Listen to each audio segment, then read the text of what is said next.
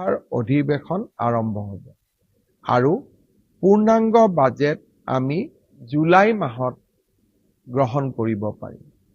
আমাৰ আই মাতৃসকলে বিভিন্ন উন্নয়নমূলক আঁচনিৰ লগত যোৱা মাহটোত নিজকে জড়িত কৰিব পৰা নাই, কাৰণ আমাৰ ভোট অন একাউণ্টছ বাজেটৰ বাবেই আমি এনেধৰণৰ উন্নয়নমূলক কাম কাজসমূহ কৰিব পৰা নাই।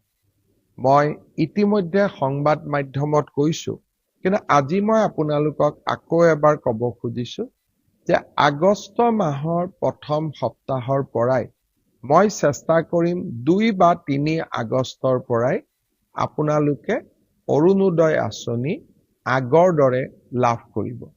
আগষ্ট মাহৰ পৰা অৰুণোদয় আপোনালোকে মাহেকীয়া নিয়মিতভাৱে পাই থাকিব আৰু আপোনালোকে অলপো চিন্তা কৰিব নালাগে।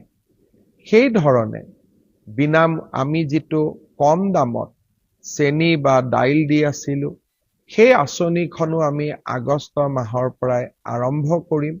অৱশ্যে আমি ইয়াক অকণমান নতুন ৰূপত লৈ আহিম, সেই বিষয়ে আমাৰ পূৰ্ণাংগ বাজেটত আপোনালোকে শুনিবলৈ পাব।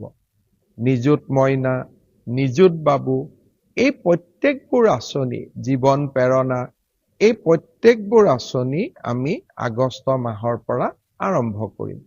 বহুতে মোৰ ফেচবুকত প্ৰশ্ন সোধে, মামা জীৱন প্ৰেৰণা কেতিয়া পাম, নিযুত মইনা কেতিয়া পাম?